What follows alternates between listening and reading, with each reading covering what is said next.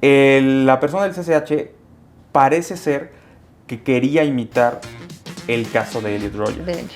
Inclusive, aparte del número de víctimas que dijo que esa era su intención, Elliot Rodger usaba una palabra que es retribución. Él, el día que actuó, le llamó que era su retribución. ¿Qué tal? ¿Cómo le va? Muchas gracias por acompañarnos nuevamente a una sección más de A las 8 con Leti Torres. Y hoy me da muchísimo gusto que esté en el estudio de Acento 21 a Fernando Rosas. Buenas noches, primero que nada. ¿Cómo estás, Fer? Buenas noches, Leti. Buenas noches a todo el auditorio. Abogado. Estás estudiando un doctorado. Estoy en el doctorado en la Libre de Derecho de Puebla. Que tiene que ver con las leyes, pero que me llamó mucho la atención y es una de las razones por las cuales te agradezco que hayas aceptado la invitación de este equipo para venir a analizar un tema súper importante, pero que ahorita le vamos a platicar. Tu doctorado que tiene que ver con la sociología. De repente, una materia que está de regreso. Digo, Fer, eres muy joven, pero está de regreso. Sí, no, fíjate que el doctorado se aborda el derecho desde la filosofía, desde la sociología. Y se trata de ver básicamente todos esos problemas que existen en la aplicación del derecho. ¿Por qué la gente lo cumple? ¿Por qué no lo cumple? ¿Cómo operan las sociedades? ¿Cómo operan los diversos contextos? Las comunidades. Exacto, las comunidades que luego tienen sus propios usos y costumbres, sus propias leyes, que ellos las cumplen, las reconocen. Cómo cumplen el derecho estatal, no lo cumplen, todo ese tipo de cuestiones teóricas y que son las problemáticas principales del derecho es lo que más o menos se dilucida en el doctorado. Fernando, pero nada más rápido para que la gente te identifique un poco más. Tú actualmente trabajas. Yo estoy en el Poder Judicial de la Federación. Trabajo en un tribunal colegiado de circuito como secretario de estudio y cuenta. Entonces, básicamente lo que yo hago es estudiar los casos y realizar los proyectos de sentencia que se someten a consideración del Pleno con los 3 magistrados. Y los 3 magistrados ahí son los que deciden el sentido, si es correcto o no es correcto, cámbiale, quítale, ponle, y así es que se decidan todas las controversias en todas las materias, penal, civil, administrativo y laboral.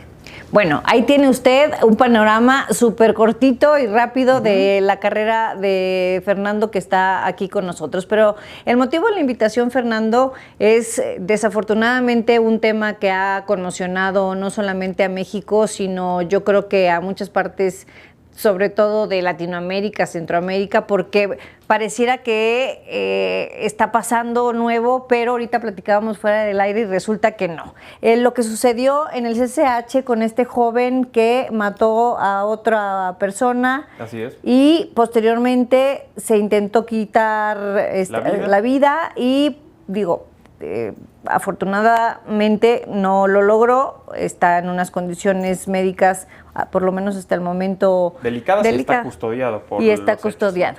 Resulta que este joven tenía intenciones de quitarle la vida a 6 personas. Empecemos por ahí. Empezamos por ahí. Algo que me platicabas como contexto que yo no me había detenido a analizar, es una repetición de un esquema que ya habíamos visto en Estados Unidos. Cuéntame. Exactamente. Analicemos el asunto, que para eso estamos aquí. Sí, mira, los hechos trágicos ocurrieron el lunes 22 de septiembre, hace una semana, en el CCH Sur.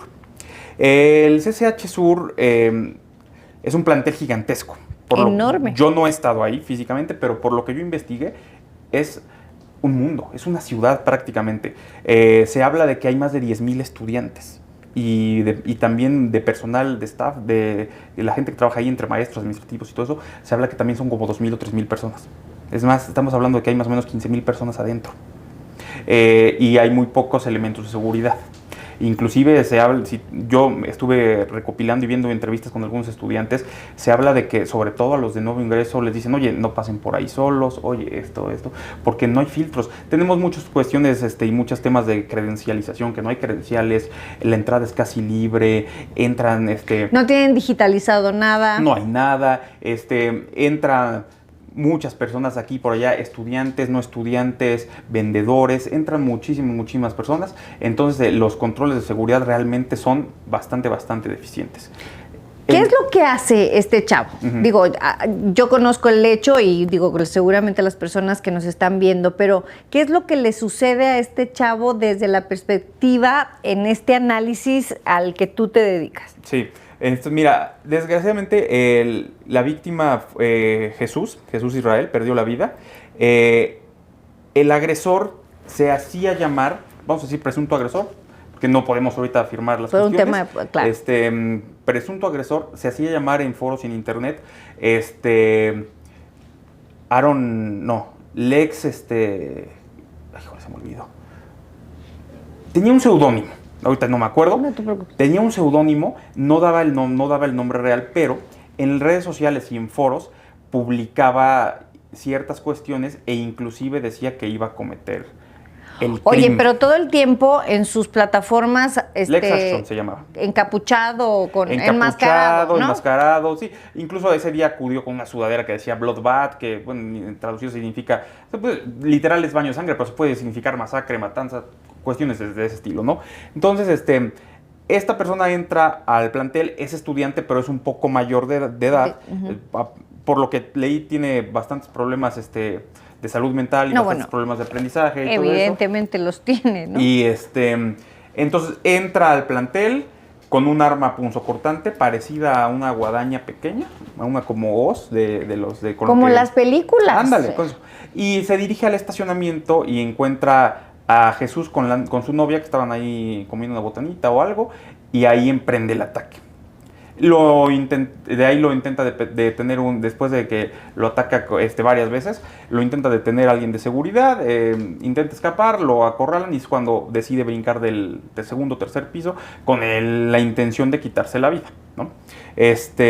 Lo que yo te comentaba es que este tipo de fenómenos ya han pasado mucho, sobre todo en Estados Unidos y en Europa. Y desgraciadamente lo que vemos nosotros como sociedad muchas veces años después es un espejo o es como una bola de cristal de lo que ya pasó en otros países. Entonces, O sea, platicábamos fuera del aire, Fer y su servidora, Fernando, de este esquema de la imitación. Exactamente. Obviamente, con una línea de radicalismo por algún objetivo en particular que pueden ser distintos, pero que al final de cuentas llevan a una acción similar a lo que hizo alguien más en el pasado. Y con el propio contexto que tenemos acá. Lo que te comentaba es que todo se debe básicamente o se basa en el fenómeno y en la cultura incel. El incel es un acrónimo para decir involuntary celibate, que son célibes involuntarios o celibato involuntario. ¿Qué son los chavos? ¿Qué? La mayoría son hombres heterosexuales que por alguna razón no pueden lograr tener novia, tener una relación sexual o tener alguna cuestión íntima con una mujer. Y eso... ¿Causada por el rechazo o por voluntad? No, si quieren. Si quisieran. Okay. Eso es esencial, justo eso es esencial. Si quisieran, desgraciadamente... Son rechazados. Pueden no ser rechazados, pueden ser muy socialmente inhibidos, tímidos. Pueden ser muy tímidos, pueden tener historias familiares muy malas, no se desarrollan bien en sociedad, se les hace fácil entablar este tipo de cuestiones. Okay. Pero si quisieran, eso es... El primer trauma. Eso es claro. O sea, sí quieren, pero no pueden por esa N cantidad de razones. Exactamente. Okay. Entonces, ese es el acrónimo de involuntary celibate, ¿no? Este fenómeno este término, y se empezó a utilizar en internet desde hace décadas. Sí. Y te voy a decir algo, no empezó como algo negativo, eran hasta foros y eran hasta como comunidades de ayuda. Para gente que se sentía en soledad, para gente que necesitaba desahogarse, hablar algo. Desgraciadamente, con el tiempo fue mutando y se fue distorsionando a una corriente que en parte llega a ser totalmente radical y muy nociva para la sociedad. Entonces, se empezó a utilizar el término desde los 90s hasta los 2000. Fíjate, eso yo no sabía. Yo pensé que era relativamente 5 años o una cosa así. Había un foro que era así, incel.me, si no me acuerdo, ya no existe. Ese fue el primero. Ahí era para cuestiones de soledad, de depresión. Pero como hay de ayuda. Como redes de apoyo.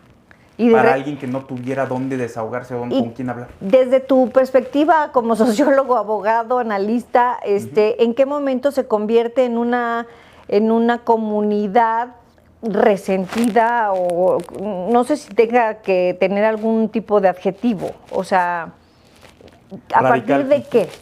Más o menos empieza la radicalización o el resentimiento o el volverse extremismo, más o menos como por el 2010, más o menos por ahí es cuando evoluciona a todas estas cuestiones. Y la primera persona que cometió un crimen en masa a nombre de los incel fue Elliot Rodger en Estados Unidos. Sí, este caso que 2014. conmocionó al mundo entero porque fue la primera vez que se hizo tan sanguinariamente. Exactamente. ¿No? Y él dejó mensajes en redes sociales.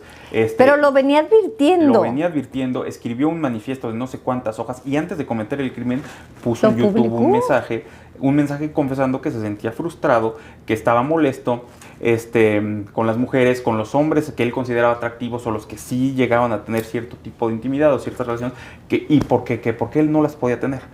Él se creía que era un hombre perfecto para las mujeres, él así se veía. Y dice, pero ¿por qué no me hacen caso? ¿Por qué no me pelan? Entonces, a través de esa frustración es que decide cometer el crimen. Y desgraciadamente en esos hechos, en el 2014, Elliot Rodger asesinó a 6 personas y hirió a más. Y lo más curioso de este asunto es que Lex Ashton, ahorita en el CCH, confesó ya una vez que estaba con los policías, detenido y todo eso, dijo que su intención era asesinar a 6 personas. Justo como fue el caso de Elliot Rodger. Pero sin mencionar la copia de, o sea, como si fuera...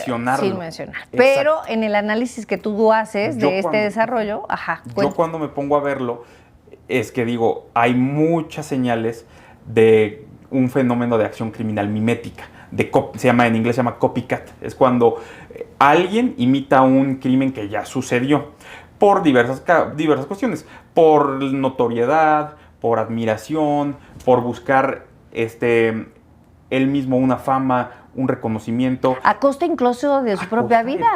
De todo. El problema justo es ese. Mira, desgraciadamente en la economía de la atención la que vimos y en la era digital. No, es que esta cosa la necesidad de todos a mayor o menor grado está cañón. La fama la gente sabe que la fama, la notoriedad está a unos clics de distancia y no importa por qué, ni de qué manera. Bajo qué circunstancias. Exactamente. Entonces, la persona del CCH parece ser que quería imitar el caso de Elliot Rodger. Inclusive, aparte del número de víctimas que dijo que esa era su intención, Elliot Rodger usaba una palabra que es retribución. Él, el día que actuó, le llamó que era su retribución. ¿Retribución a qué, Fernando? O sea, ¿a qué se refería?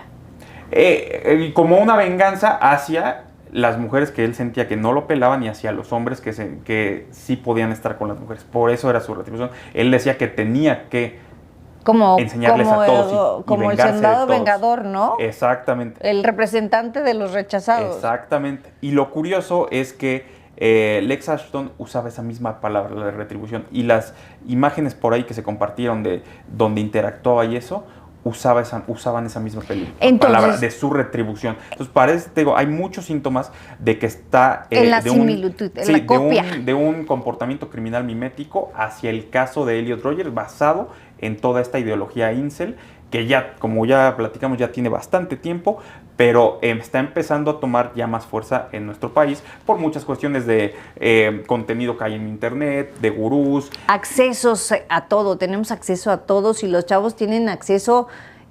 Tú eres un abogado muy joven, pero hablo de los muy, muy, muy jóvenes, tienen un acceso impactante a lo que hay en las redes, en el internet, que yo, en mi generación, llego a ser inexplicable de cómo supo que así se hacía esto, ¿no? Por ejemplo. Sí, fíjate que, mira, el crimen es multicausal, interactúan muchísimos factores. Hay factores biológicos, neuronales, sociales, contextuales, muchísimos, muchísimos factores son los que hacen que detone una conducta criminal. Criminal, sí, porque bueno, no sé si todavía se mantenga vigente esa teoría, pero hace muchos años yo recuerdo que se hicieron o se publicaron estudios a nivel internacional, científicos, en donde se decía y se aseguraba que ningún ser humano nacemos con ningún tipo de maldad en la sangre, pues, sino que nuestro propio desarrollo es quien nos va haciendo de un lado o del otro. Sí, mira, hay cuestiones, es multifactorial, hay cuestiones que vienen hasta desde la genética, desde la neurología, el contexto, todo es una suma lo que puede hacer la detonación. Mira, la realidad es que la mayoría de las personas que a lo mejor vean ciertas cosas o algo el problema aquí es que así como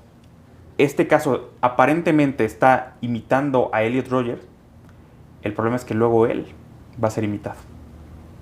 Y los medios distribuyen a veces las imágenes de, te decía yo, cómo acomodó las armas, los posts que hacía en redes, cómo interactuaba y todo eso. Sí, a lo mejor lo hacemos como parte de la información, sin darnos cuenta que estamos dándole... Pueden estar fomentando ese fenómeno de la imitación. Digo, es claro que no, la gran mayoría de las personas que vean una cuestión así jamás van a imitar una conducta. Pero también es claro que sí hay quien puede hacerlo. Pero hay quien sí puede hacerlo. Y esa exposición que luego dan los medios es lo que puede fomentar luego o desarrollar que haya un nuevo imitador. ¿Tiene algo que ver en este análisis que has hecho a partir del lamentable hecho que sucedió, como lo decíamos hace unos días, con este joven? ¿Tiene algo que ver los niveles socioeconómicos o académicos del criminal o no? Sí, fíjate que también el entorno económico también puede pesar mucho, ¿sabes qué? Sobre todo el familiar. Okay. Por la información que recabé, aparentemente el agresor en este caso viene de un entorno familiar sumamente disfuncional. Debe ser. Extremadamente disfuncional. Pero me parece que el papá con ciertas cuestiones también psicológicas, la hermana también, sufrió de bullying por muchos años. Entonces viene así de un contexto muy, vamos a decirlo así, desfavorecedor y desesperanzador. Para él. Para él. Y ahí, cuando se sienten así, ante el bullying, ante todo eso, ante que nadie los escucha, la familia... No, pues sí ya de llegar un momento en que te enojas. En el internet. Y empiezan ahí a interactuar con otros foros, que se sienten con igual. Con otra gente que se siente de la misma manera. Ahí se solapan muchas conductas. Se aplauden. Se aplauden. También ¿cómo decirlo? Sienten lástima por unos y otros, como que... Se compadece. De autocompasión, exactamente. Ese tipo de autocompasión es la que se da muchas veces en esas comunidades. Y bajo todo el contexto que traen, y muchas veces ahí mismo se va dando la radicalización, se va dando el empuje, se van dando el hazlo si puedes, el hazlo así, no lo hagas así, usa esta arma, usa esta otra. Y te digo, bajo creencias que si tú te pones a analizarlas son ridículas y son ilógicas. Muchas veces, te voy a decir, algo de lo que es esencial y algo de lo que parten es como de un determinismo biológico. Explícame eso. Para ellos, solo un hombre que represente un estándar masculino prácticamente hegemónico es el que puede tener pareja o el que puede tener relaciones. O sea, se van al extremo. Sí. Solamente el más guapo, el más de lana, el más chingón, el más... Así es como lo ven, parten de ese determinismo biológico. No hay intermedio. No, todo es absolutos, todo lo ven en blancos y negros. Madres. Incluso ellos mismos crean una jerga de internet, se usa el término Chad para hacer alusión a los hombres guapos, exitosos, que tienen parejas, etcétera, etcétera. Se usa el término Stacy para las mujeres guapas, eso es en ciertos países. Y hay un término que lo usó Lex Ashton, es un término que le llaman foids o femoid, que es un término deshumanizante para referirse a las mujeres como, es como si dijeras, haz de cuenta, como humanoide, como un humanoid, pero aquí es femoid, es como mujer, no sé cómo traducirlo, sería como mujeroide, es un término así como deshumanizante. Y ese término lo utilizaba y lo utilizó en muchos comunicados que él estaba emitiendo. Entonces utilizan la jerga de internet y lo utilizan como una válvula de escape y de radicalización para todas estas cuestiones. Y te digo, bajo ideas y bajo cuestiones ilógicas, determinismos biológicos,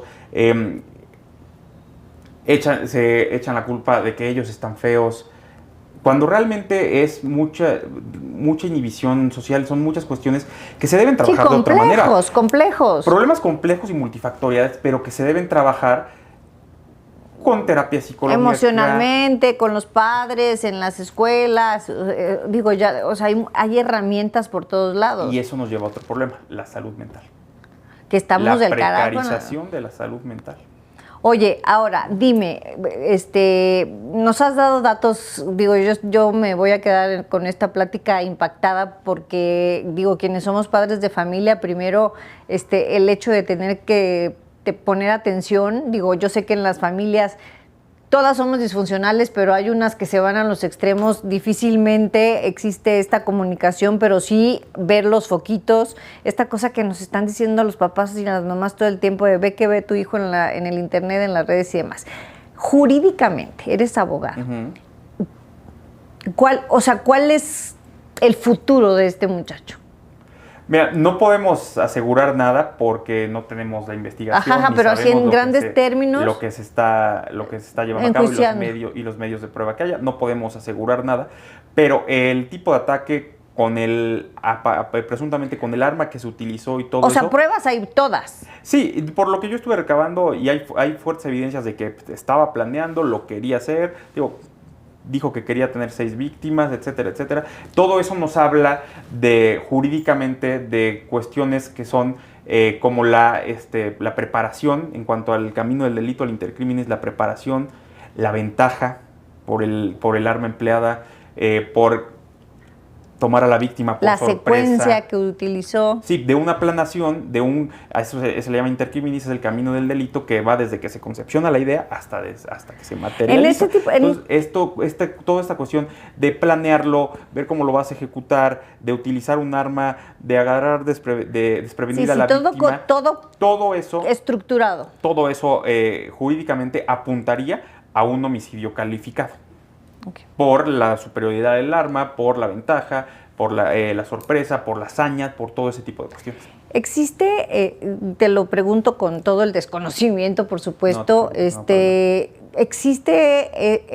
jurídicamente una defensa en donde tú puedas ayudar a una persona que comete este tipo de crímenes defendiéndola por falta de salud mental? Como en Estados Unidos, o sea, que sean declarados no mentalmente aptos y no necesariamente criminales. Inimputable. ¿Ese es el término? El término es inimputable, que no podría ser precisamente imputable de un delito por una cuestión de salud mental. Ahora sí que, ¿existe eso aquí en el país? Fíjate que no te podría decir si existe o si no existe. Se tendría que plantear en un juicio y ver si un juzgador adopta la teoría del caso. Nunca he escuchado que alguien yo tampoco no haya ido al bote porque no está bien mentalmente. Sí, o sea, nunca he escuchado, pero no sé si exista el término.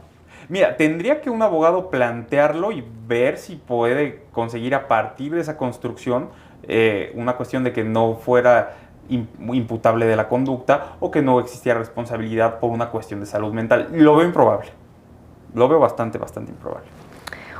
Fernando Rosas, muchas gracias por haber estado con nosotros. Espero que sea la primera visita de varias, porque temas vamos a tener muchísimos que analizar.